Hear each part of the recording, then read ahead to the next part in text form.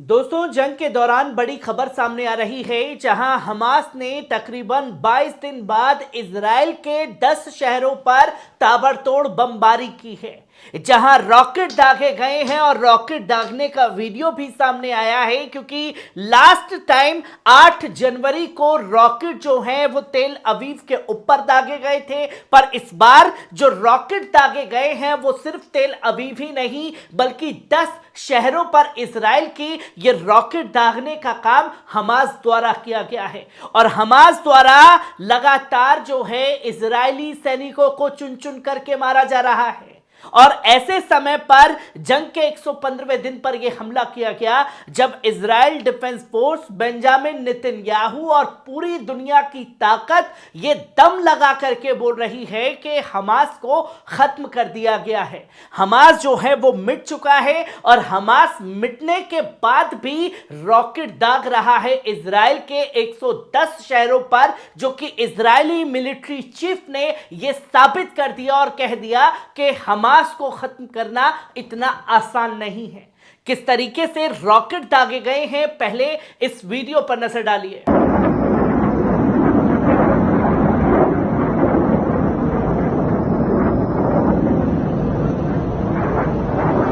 दोस्तों, ये रॉकेट जो दागे गए इसके बाद का नजारा जो है वो इजराइल से सामने आया, जहां सायरन इजराइल के 10 शहरों में बजने लगे। और जब सायरन बजने लगे तो कैसे अफरा तफरी का माहौल बना और कैसे लोग अपनी गाड़ियों को फुटपाथ पर ऐसे ही छोड़ करके फुटपाथ के बीच में छुपने के लिए मजबूर हुए हैं, पहले इस वीडियो पर नजर डालिए।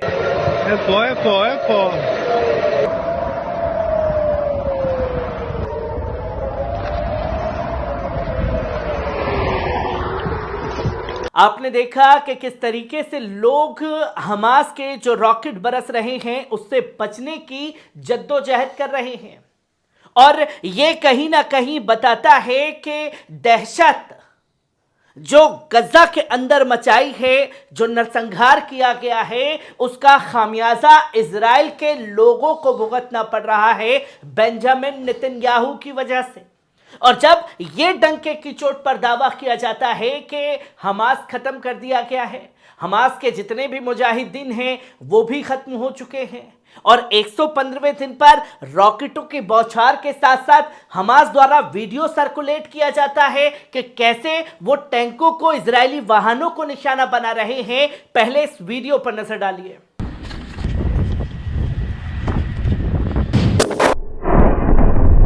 आपने देखा कि यह दावा इजराइल डिफेंस फोर्स का था और गाजा के खास तौर पर खान यूनुस के अंदर मुजाहिदीन एक लंबा कोट डाल करके सड़क पर 800 मीटर से 1 किलोमीटर की दौड़ लगा करके नजदीक पहुंचता है इजरायली वाहन के पास और सीधा रॉकेट दाग दे रहा है।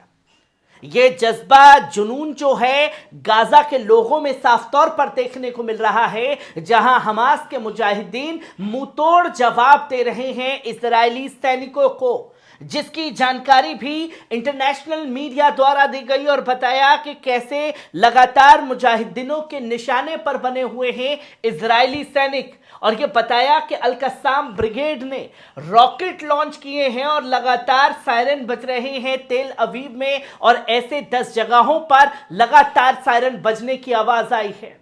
क्योंकि काफी समय बाद जो है ये रॉकेट लॉन्च किए गए। आपको बताऊं कि कब लास्ट समय पर जो रॉकेट दागे गए थे वो समय था 8 जनवरी का, और 8 जनवरी से ठीक पहले जो रॉकेट दागे गए थे वो था नए साल का दिन, जब जश्न में डूबा हुआ था तेल अवीव। तो उसी दौरान रॉकेटों की बौछार हो रही थी मुजाहिदीनों द्वारा, जिसकी जानकारी दी गई। और 8 जनवरी के बाद से अब जाकर के रॉकेटों की बौछार जो है वो की गई है। और हमास ने इस रॉकेट की बौछार के बाद साफ तौर पर ऐलान कर दिया है कि हमारे पास इतने हथियार हैं, इतना जज्बा है कि हम अपने दम पर अकेले 2 साल तक जंग लड़ सकते हैं। जहां कई नए हमलों की जानकारी भी हमास द्वारा दी गई, जहां बताया गया कि अल-कस्साम ब्रिगेड ने M19 रॉकेट दागे हैं और जो सायरन बजे खासतौर पर कई शहरों के ऊपर, जहां 10 शहरों के ऊपर रॉकेट जो हैं वो लगातार बजे, जहां की सेंट्रल ऑक्यूपेशन सिटी के अंदर रॉकेट बजे और सायरन जो है, इसके बाद बताया गया कि बेन गेरो जो एयरपोर्ट है उस जगह पर सायरन बजने की आवाज सुनाई थी। इसी के साथ साथ रिशॉन लेट्सियन जो जगह है इजराइल की, उस जगह पर और होलन के पास में लगातार सायरन बजे और बेतियाम और तेल अवीव के अंदर जो है ये लगातार सायरन बजे। ताबड़तोड़ 50 से ज्यादा मिसाइलें दागी गई और मिसाइलें दागने के बाद ये जानकारी थी कि हम अपने हमले रोकने वाले नहीं हैं और ऐसे समय पर बमबारी करके अपना मैसेज जताना कि हम पीछे हटने वाले बिल्कुल नहीं हैं। और सिर्फ रॉकेटों की बौछार नहीं,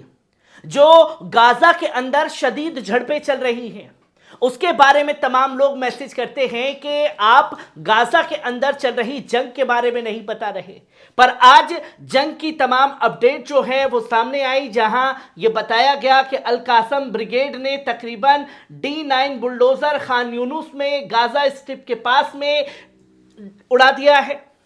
और मुजाहिदीन ब्रिगेड ने फाइटर लॉन्च करके बैरेज रॉकेट से इजरायली मिलिट्री पोजीशंस को पूरी तरीके से तबाह कर दिया है। नॉर्थन गाजा सिटी में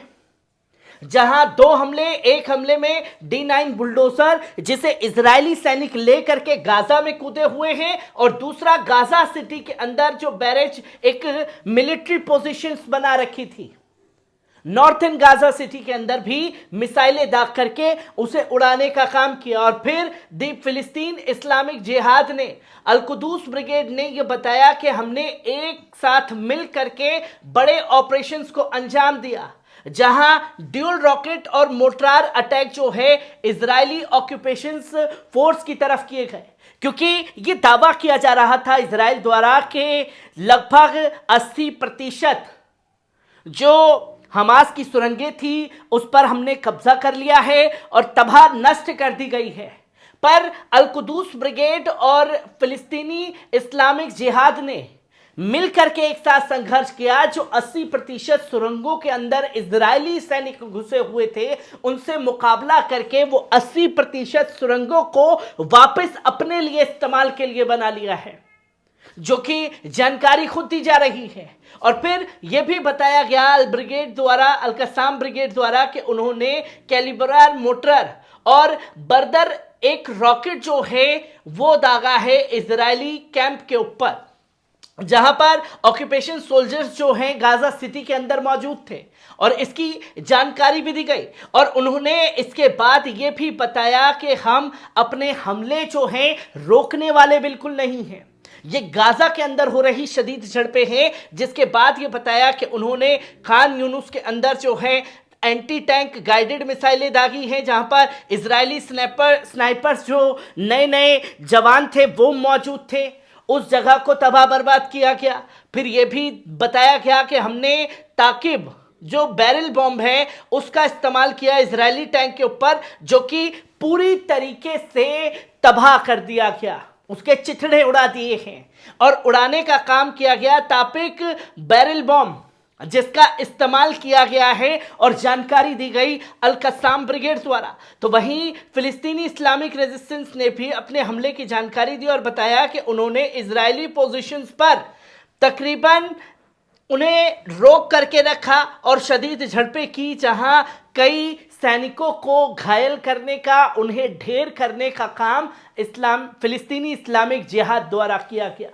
हर मोर्चे पर अलग अलग जंग को संभाल रखा है और मुजाहिदीनों ने अपने कंधे पर बड़ी बड़ी मिसाइलें, बड़े बड़े बम दाग करके इजरायली सैनिकों के पसीने छुड़ा रखे हैं। जंग के दौरान की हर एक अपडेट आपके साथ साझा करता रहूंगा। दीजिए इजाजत, शुक्रिया।